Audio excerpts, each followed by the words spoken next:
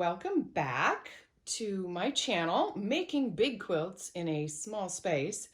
Hey, so today I just finished pressing my border on this quilt, and with the added border, which is a 5, it's gonna finish out at 5 inches. It'll make this quilt roughly 95 by 95, and I say roughly just because give or take a quarter of an inch or whatever. But I'm trying to figure out how exactly I want to quilt it. So I've got a couple of different blocks to play with. One that has the circular center. Oops, sorry kids. I'm gonna slide this one up. And another block that has kind of more of a kind of starish motif. So in this particular quilt, the concept in my head, what I keep seeing is like plumeria flowers, kind of Hawaii driven, very tropical. And so I want to figure out how the quilting is going to work best on this. And when I'm not 100% sure, and I've got a lot of white, I don't necessarily want to sit there and mark on the white and then make it go away. It just gets messy after a while. And I thought I was trying to figure out how I would go about doing this. And then I started thinking, and I'm like, well, I have a whole pad of Duralar, which is big enough for these squares. These are 14-inch squares plus the 2-inch sashing. And my standard paper is 8.5 by 11, so that wasn't working for me.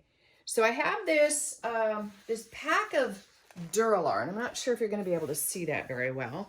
Let's see if I can get that in there. And so I had been using this for playing with alcohol ink and kind of doing different artworks with that. But this acetate, and you can get different types of acetate for overhead projectors and slides and stuff like that, and for doing different pieces of art. But this acetate is 19 by 20, it's, 19 inches by 24 inches. So that gives me plenty of room, and the great part is you can see right through it.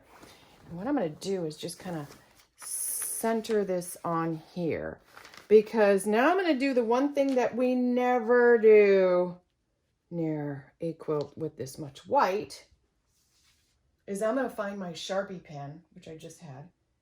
And I'm going to actually trace this out. Okay, so found my Sharpie. This one's great because it's got both a wide point and a narrow point. And I'm going to go in and I'm going to trace around. Now, I'm going to make 100% sure that I don't actually slide off of the acetate. So the edges are really tight down here at the bottom, but I also want to get the sashing in on this. So I'm going to just freehand this, because I don't really care if it's perfectly square, but I'm going to start here and I'm just going to follow that seam going all the way down to this corner. Ah, heck, I'll go all the way down to that one. We'll box that in. I'm going to kind of continue this up so I have the sashing in here. Whoop. It's always fun trying to draw a straight line on a lumpy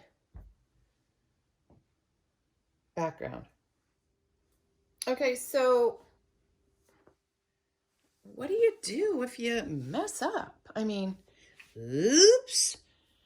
Okay, so that's one of the really, really cool things about using the Duralar and Sharpie markers. And you can do a Sharpie marker in any color that you want. Sharpie markers are alcohol based. So all I need to do is grab my rubbing alcohol. The 91% works the best.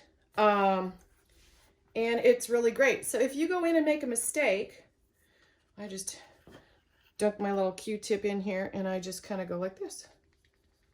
And it starts to erase. We go in. And then I'll follow it up real quick with a paper towel and just kind of clean that little bit up. Oops, moved everything around. There, look, brand new. Now I can continue on where I was at.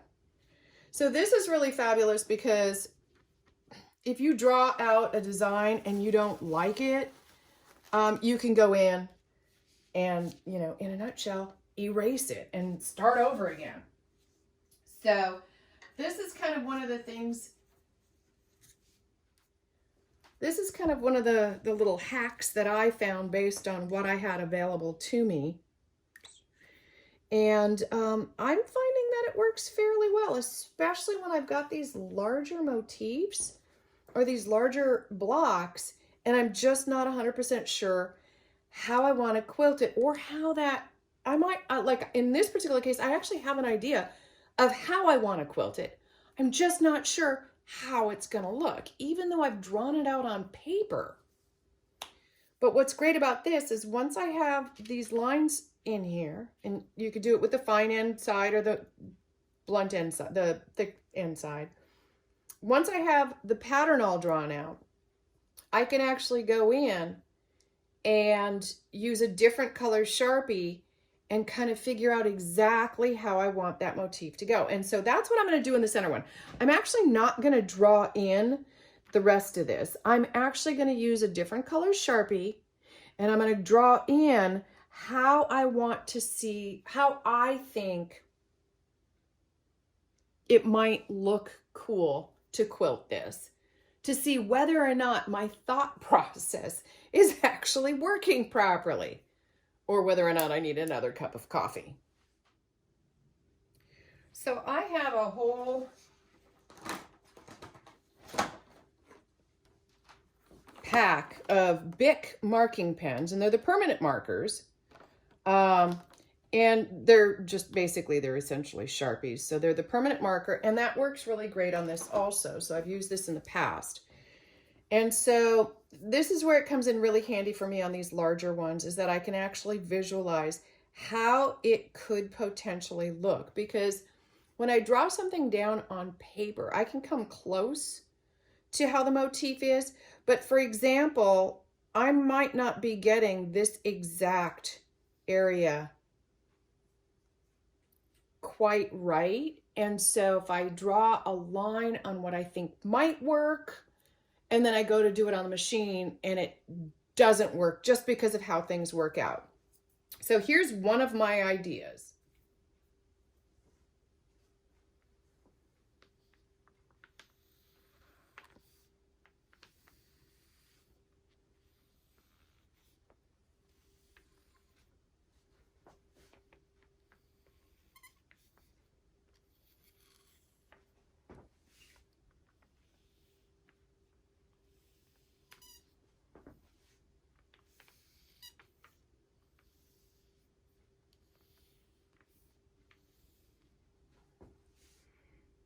Now, and I want to make sure that I don't rub my hand across it until it's dry, because it does take a second to dry.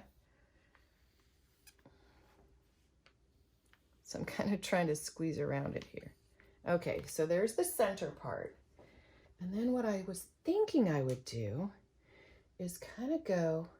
The other thing that you have to be very careful of is when you touch another drawn line, Sharpie to Sharpie or permanent marker to permanent marker on this type of acetate, they can bleed. You can get the black onto whatever color that you're working with.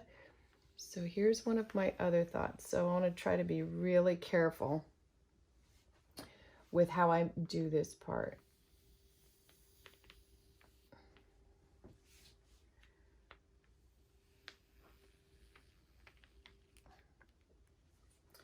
So it looks like I'm probably going to be using quite a bit of curved rulers with this. Still not 100% sure. Kind of liking how this is looking though. Sorry about my shadow. It's either that or you can't see anything at all. Let me do a couple more lines here.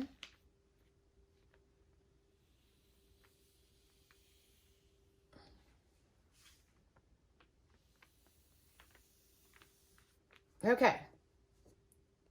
So to me, what that's doing is it's defining the flower even more. So now the next step is, one of the things that I was thinking about here is to kind of go And then this would have kind of one of these types of things in it. A little squiggle to make it look more leafy or petally. I don't know, maybe it does, maybe it doesn't.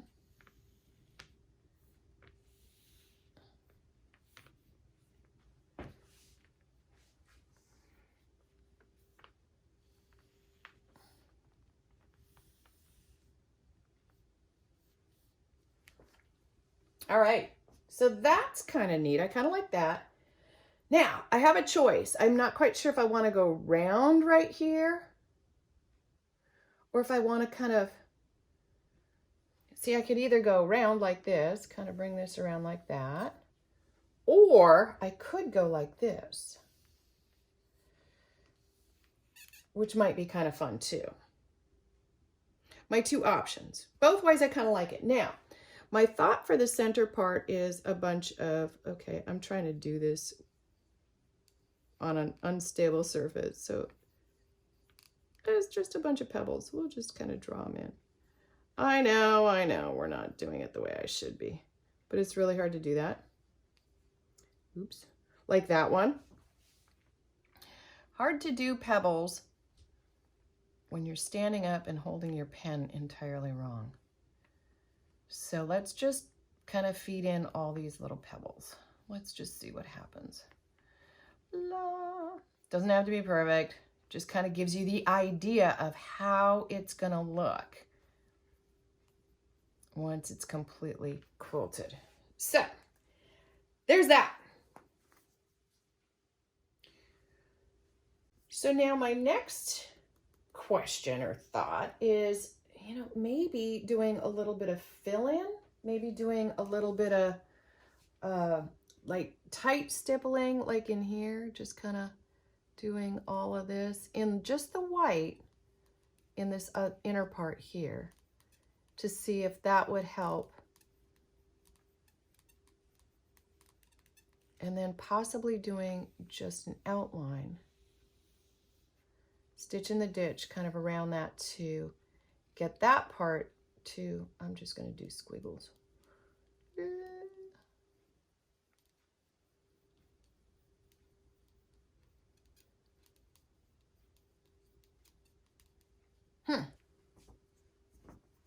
That might work. Pretty simple.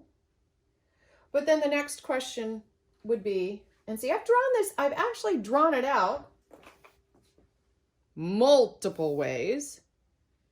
And I'm leaning towards one of the three down here. But I'm getting a little concerned that if I do all this stippling within all of these flowers, and there's 25 of them on this quilt, is that gonna get too dense? Is that too much for me?